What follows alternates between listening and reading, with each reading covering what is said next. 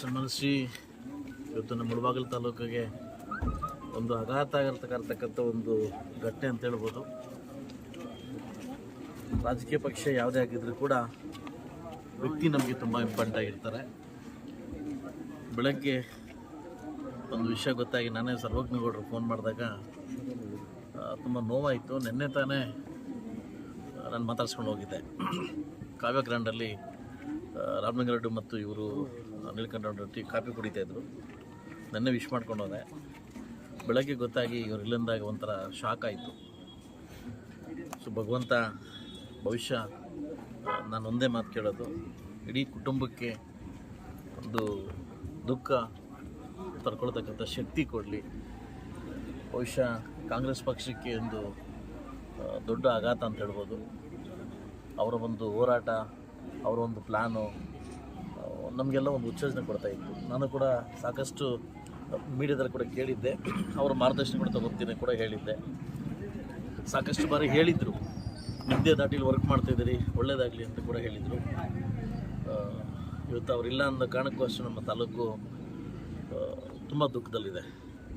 ಬಹುಶಃ ಆ ಕುಟುಂಬಕ್ಕೆ ಮತ್ತು ಕಾಂಗ್ರೆಸ್ ಪಕ್ಷದ ಎಲ್ಲ ಕಾರ್ಯಕರ್ತರಿಗೆ, ಎಲ್ಲ ನಾಯಕರಿಗೆ ಆ ದುಃಖನ ತಡ್ಕೊಳ್ಳತಕ್ಕಂಥ ಶಕ್ತಿ ಕೊಡಲಿ ಅಂತ ಈ ಸಂದರ್ಭದಲ್ಲಿ ಅವರ ಆತ್ಮಕ್ಕೆ ಶಾಂತಿ ಸಿಗಲಿ, ಭಗವಂತ ಒಳ್ಳೇದು ಮಾಡಲಿ ಅವ್ರಿಗೆ ಆತ್ಮಕ್ಕೆ ಅಂತ ಹೇಳ್ತಾ ಈ ದುಃಖನ ಬರ್ತಕ್ಕಂಥ ಶಕ್ತಿ ಇಡೀ ತಾಲೂಕು ಜನತೆಗೆ ಕೊಡಲಿ ಅಂತ ನಾನು ಕೇಳ್ಕೊತೇನೆ. ಎಲ್ಲೊಂದು ಕಡೆ ರಾಜಕೀಯ ವ್ಯಕ್ತಿಗಳಿಗೆ ಒತ್ತಡಗಳು ಜಾಸ್ತಿ ಆಗಿದೆ, ಅದರಿಂದ ಈ ಥರ ಏನಾದರೂ ಸಂಭವ? ಖಂಡಿತವಾಗ್ಲೂ ಅದು ನನಗೂ ಒಂದು ಎಲ್ಲೋ ಒಂದು ಕಡೆ ಅನಿಸ್ತು.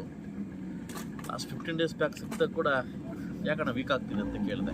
ಇಲ್ಲ ಮಂಜು ಚೆನ್ನಾಗಿದ್ದೀನಿ ಅಂತ ಕೂಡ ಅದು ಬಹುಶಃ ಎಲ್ಲೋ ಒಂದು ಕಡೆ ರಾಜಕಾರಣದಲ್ಲಿ ಈ ರಾಜಕೀಯ ಒತ್ತಡಗಳು, ನಮ್ಮ ಲೈಫ್ ಸ್ಟೈಲು, ಎಷ್ಟೊತ್ತಿಗೆ ಮಲಗೋದು, ಎಷ್ಟೊತ್ತಿಗೆ ಎದ್ದೇಳೋದು, ಎಷ್ಟೊತ್ತಿಗೆ ಊಟ ಮಾಡೋದು, ಇವೆಲ್ಲ ಆರೋಗ್ಯಕ್ಕೆ ತೊಂದರೆ ಕೊಡ್ತವೆ. ಯಾಕಂದರೆ ನಾವು ಕೂಡ ಅನುಭವಿಸ್ತಾ ಇದ್ದೀವಿ ಅದನ್ನು. ಬಹುಶಃ ನೆನ್ನೆ ಇದ್ದ ವ್ಯಕ್ತಿ ಇವತ್ತಿಲ್ಲ ಅಂತಂದರೆ ಅದು ಬಹುಶಃ ನಾವು ಇರ್ತಕ್ಕಂಥವ್ರೆಲ್ಲರೂ ನಾವು ಎಚ್ಚೆತ್ಕೋಬೇಕು. ಯಾವುದು ಶಾಶ್ವತ ಅಲ್ಲ ಅಂತ. ಬರೀ ರಾಜಕಾರಣದಲ್ಲಿ ಅವರು ಇವರು ಎಲ್ಲ ಒದ್ದಾಡ್ಸಾಯ್ತೀವಿ, ಯಾವುದೂ ಶಾಶ್ವತ ಅಲ್ಲ. ಖಂಡಿತವಾಗಿ ನಾವು ಮಾಡ್ತಕ್ಕಂಥ ಕೆಲಸದಲ್ಲಿ ನಮ್ಗೆ ಶಾಶ್ವತ ಅಂತ ಹೇಳ್ಬೋದು. ಬಟ್ ನೀಲಕಂಠೇಗೌಡರು ಇವತ್ತಿಲ್ಲ ಅಂತಂದರೆ ಇದು ಬಿಗ್ ಶಾಕ್ ತಾಲೂಕು. ನೀಲಕಂಠಣ್ಣವರು ಅವ್ರದ್ದೇ ಆಗ್ತಕ್ಕಂಥ ಕೆಲವು ಇದು ಮಾಡಿದ್ದಾರೆ. ಖಂಡಿತವಾಗ್ಲೂ ಯಾಕೋ ಒಂಥರ ದುಃಖ ತಡ್ಕೊಳಕ್ಕಾಗ್ತಾಯಿಲ್ಲ. ಅದು ಬೆಳಗ್ಗೆನೇ ಗೊತ್ತಾಯಿತು. ಸೆಷನ್ ಮುಗಿಸ್ಕೊಂಡು ನೇರವಾಗಿ ಇಲ್ಲಿ ಬಂದ್ವಿ. ಇದರಲ್ಲಿ ನಮ್ಮದಲ್ಲಿ ಯಾವುದು ಪಕ್ಷಭೇದ ಇಲ್ಲದೆ ವ್ಯಕ್ತಿ ಅವರ ಆತ್ಮಕ್ಕೆ ಶಾಂತಿ ಸಿಗಲಿ ಅಂತ ದೇವರು ನಾನು ಕೇಳ್ಕೊತೀನಿ.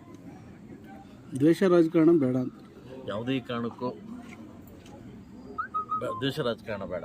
ಬಹುಶಃ ಖಂಡಿತವಾಗಿ ಯಾರಿಗೂ ಬೇಡ. ಅದು ಯಾರಿಗೂ ಹೆಲ್ತಿ ಅಷ್ಟೇ. ಹೆಲ್ತಿ ನಮ್ಮ ಮುಳಬಾಗಿಲು ತಾಲೂಕಲ್ಲಿ ಆ ಥರ ಇಲ್ಲ. ಬೇರೆ ತಾಲೂಕು ಹೋಲಿಕೆ ಮಾಡಿದ್ರೆ ನಮ್ಮ ಮುಳಬಾಗಿಲು ತಾಲೂಕಲ್ಲಿ ಆ ಥರ ದ್ವೇಷ ರಾಜಕಾರಣ ಇಲ್ಲ. ನಾವೆಲ್ಲ ಒಂದೇ. ಅಭಿವೃದ್ಧಿ ವಿಚಾರಕ್ಕೆ ಬಂದಾಗ ನಾವೆಲ್ಲ ಒಂದೇ. ದೇವರು ಆ ಕುಟುಂಬಕ್ಕೆ ದುಃಖ ಶಕ್ತಿ ಕೊಡಲಿ ಅಂತ ಕೇಳ್ತೀನಿ.